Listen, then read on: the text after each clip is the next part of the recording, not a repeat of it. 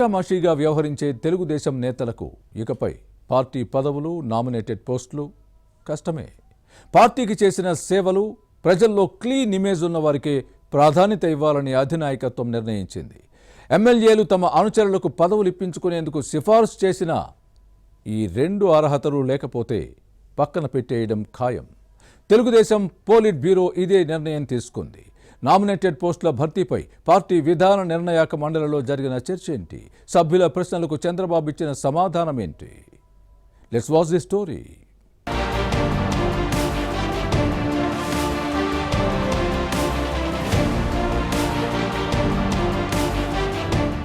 పార్టీకి సేవలు చేయకపోయినా ఎమ్మెల్యేల సిఫార్సులుంటే పదవులు వస్తాయి అనుకునే తెలుగుదేశం నేతలకు ఇక కష్టకాలమే.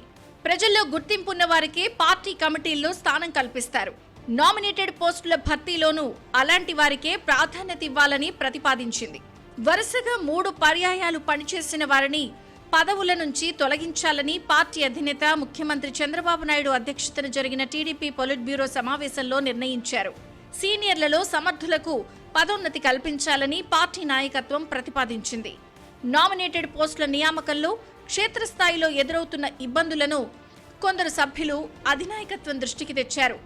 తాము సూచించిన పేర్లను పక్కన పెడుతున్న అంశం ప్రస్తావనకు వచ్చింది.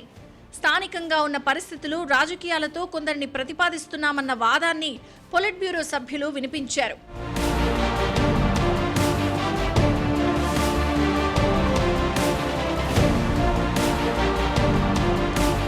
అయితే పార్టీ నేతల ప్రతిపాదనలకు విరుద్ధంగా నియామకాలు జరుగుతున్నాయని కొందరు నేతలు హైకమాండ్ దృష్టికి తెచ్చారు.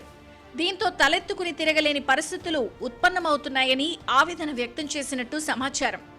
ఎమ్మెల్యేలు పంపిన పేర్లపై అన్ని స్థాయిల్లో ఐవీఆర్ఎస్ సర్వే చేయించి కార్యకర్తలతో పాటు ప్రజల్లో పలుకుబడి ఉన్న వారికే పదవుల కేటాయింపులో ప్రాధాన్యత ఇస్తున్నామని పార్టీ అధినాయకత్వం పొలిట్ బ్యూరో సభ్యుల దృష్టికి తెచ్చింది. సామాజిక సమీకరణాలను పరిగణలోకి తీసుకోవాల్సిన అవసరం ఉందని చెప్పినట్టు పార్టీ వర్గాల్లో వినిపిస్తోంది. నేతల అనుచరులను కాకుండా ప్రజల్లో మంచి పేరు ప్రతిష్టలున్న వారిని సిఫారసు చేస్తే తప్పనిసరిగా నియమిస్తామన్నట్టు సమాచారం. అలా కాకుండా అనుచరుల పేర్లను ఎలా పంపుతారని నిలదీశారని తెలిసింది.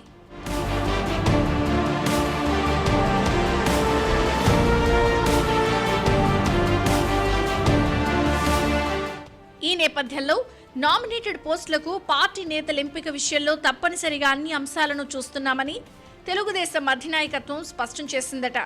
పార్టీకి చేసిన సేవలను కూడా పరిగణలోకి తీసుకున్న తర్వాతే నియామకాలు చేస్తున్నామని పొలిట్ బ్యూరో దృష్టికి తెచ్చినట్టు సమాచారం. అధినేత ఈ అంశాలను ప్రస్తావించడంతో మిగతా నేతలు ఎవరూ కూడా మాట్లాడలేదని తెలుగుదేశం పొలిట్ బ్యూరో సభ్యుల్లో వినిపిస్తోంది. కొందరు ఎమ్మెల్యేలు తమ వెంట తిరిగే వారి పేర్లను పంపిన విషయం ప్రస్తావనకొచ్చింది. క్షేత్రస్థాయిలో విచారణ చేయిస్తే వారికి అసలు ప్రజల్లో ఎలాంటి ఇమేజ్ లేదని అధినాయకత్వం పొలిట్ బ్యూరో దృష్టికి తెచ్చింది. అలాంటి వారిని నియమిస్తే నిజమైన కార్యకర్తలు పార్టీ నేతలకు ఎటువంటి సంకేతాలు పంపినట్లవుతుందో ఆలోచించాలని అన్నారట. ఎమ్మెల్యేల పేర్లు పంపేటప్పుడే అన్ని అంశాలను పరిగణలోకి తీసుకుని సిఫారసు చేస్తే సమస్యలుండవు కదా అని కూడా చంద్రబాబు కామెంట్ చేసినట్టు తెలిసింది. మొత్తానికి ఈసారి తెలుగుదేశం పొలిట్ బ్యూరో సమావేశం కాస్త వాడివేడిగానే జరిగిందని అంటున్నారు. సీఎం చంద్రబాబు ఘాటు రిప్లై తర్వాతైనా నామినేటెడ్ పదవులకు పేర్లు సిఫారసు చేసే విషయంలో ఎమ్మెల్యే వైఖరిలో మార్పు వస్తుందో లేదో చూడాలి.